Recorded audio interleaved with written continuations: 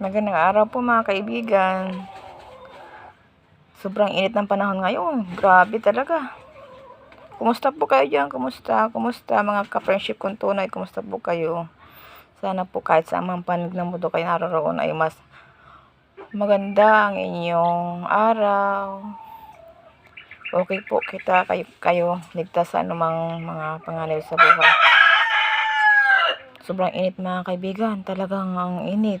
Nakakapaso. Kaya hindi nga ako pumasok ngayon at talagang ako hindi talaga hirap ako sa init. Sobrang init talaga ng panahon. Kahapon ako'y pumasok ay ako'y naglalakad sa initan ay ako'y maski nakapayong ay sobrang init. Ako'y naghahingal. Ang sakit ng dibdib ko, tapos ulo ko, tapos bato ko. Kala ko nga may himatay ako sa doon sa paglakad ko doon sa sobrang init ng panahon at talagang parang inaplansya ang aking damit sa sobrang init. Malanit sa balat. Ang init ngayon mga ka-friendship kong tunay. Kaya mag-iingat po tayo. Bawat lakad natin dapat magdala tayo na magbaong kita ng tubig. At talagang pwedeng hindi kita mainom ng tubig at sobrang init talaga. Ingat po kita, lalo na po yung mga kaedaran ko, yung mga matatanda na po, yung lalo na mga senior citizen. Ay, huwag na po kayo malabas ng bahay pag ganitong sobrang init ng panahon. At talagang nakakahimatay ang sobrang init. Diyos ko po. Ako hindi talaga nakapasok ngayon at ako'y naliliyo. Nahihilo ako. Liyong-liyo talaga po ako ngayon. Pagbangon ko sa umaga ay talagang ang ramdam ko sa aking tinaw mo ang aking manok. Ramdam ko sa sarili ko. Ako talaga mahihimatay sa pagbangon ko sa umaga. Sobrang init ng panahon. Tingnan mo ang aking manok, inabangay nung inahin. Talaga. Ay, kaya ako ngayon, sabi ko hindi na muna ako pumasok at gawa ng nagpaalam muna ako sa opisina at sabi ko nga ay hindi ko kahit talaga ang init, mahihimatay talaga ako. Ang ginawa ko kahapon, iiniwan ang aking mga manok ang ginawa ko kahapon habang ako naglalakad ay di ako meron akong tindahan na nadaanan na nagbenta ng ice candy. Ay bumili ako ng ice candy at habang daan ay kain ko ang ice candy at suba talaga ang init ng panahon. Aking mga manok. Sobrang init ang aking mga manok.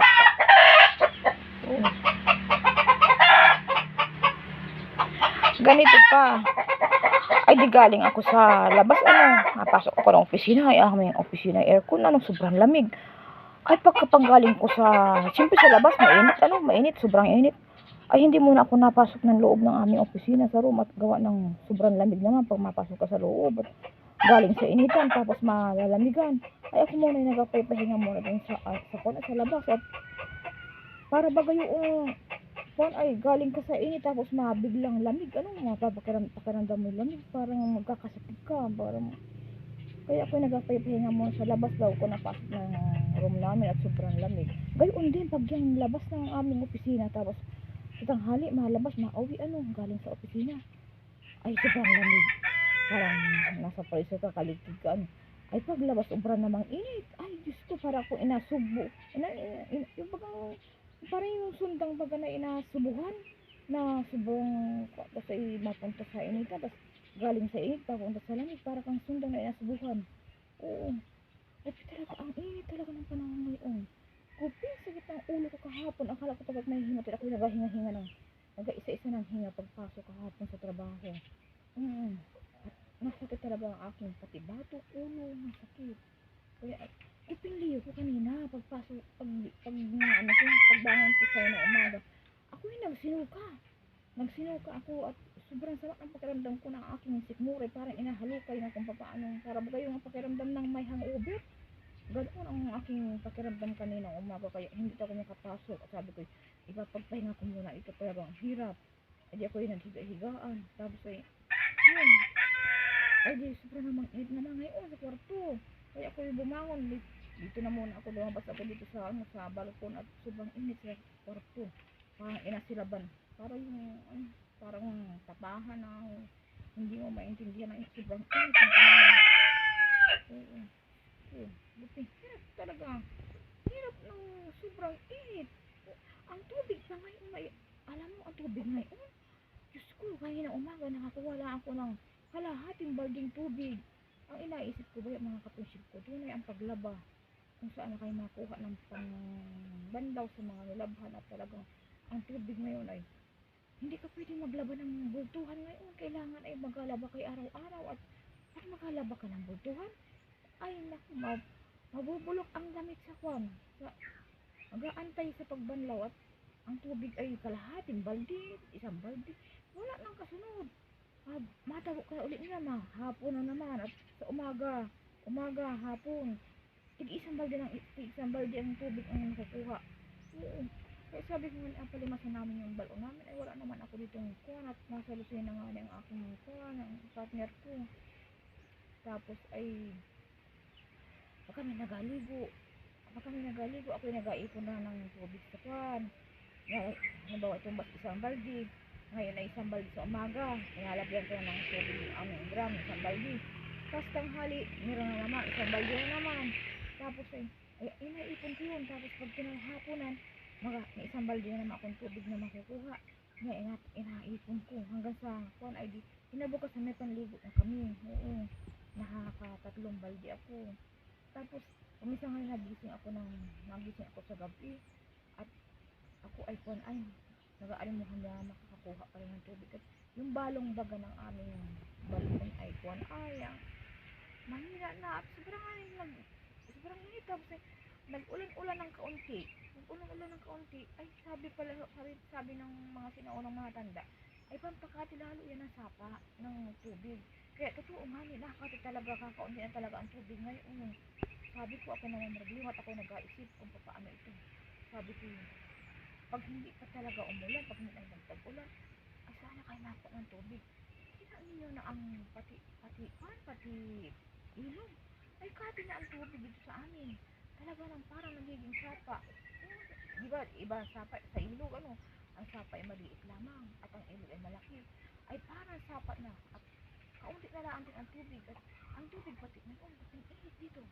Sobrang init ng tubig para baga yung pwede ng pagkapihan. Oo. Siguro nga na ay sa init ng panahon, kaya ang tubig ay mainit na at pwede pagkapihan. Kaya lang talaga naman kung nainom ng malamig ngayon at sabi nga ni ay bawal mag-inom ng tubig na malamig. Kaya ang inainom namin ngayon ay maligamgam na tubig. Sasana na rin kami ng kaiinom ng gayon na maligamgam na tubig na amin ngayon. Kaya kadyo mga kaibigan, talagang ingat at sobrang lamig, sobrang init ngayon ang panahon. Yung ako nung nagbiyahe ako papuntang Gumaca ng isang araw, ay sobrang ulan dun sa kalapit bayan niya.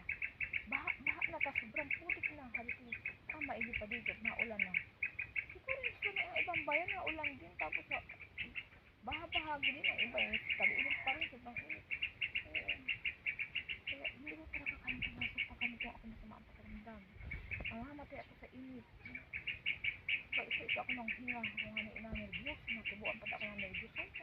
Ako nahihirapan ng ganyang sobrang init at ina-nervyos at sabi ko baka ako mahimatay na nalamak na tumba dyan sa daan at alam pa baga mga kapusin puntunan kita kayo matatanda na mag-ingat kita kayo at kita ba yung mga may edad na ay mga kalula ko dyan ay ingat tayo at sobrang init ba ang panahon ngayon lang kita magnilabas ng bahay. Pwede man ay saan lang, sa terrace, ganyan, pahangin-hangin. Pero yung malabas kita na sobrang init, ay, nakakahimatay. At talagang hirap na huminga kahapon, nagsa-isa talaga ng hinga.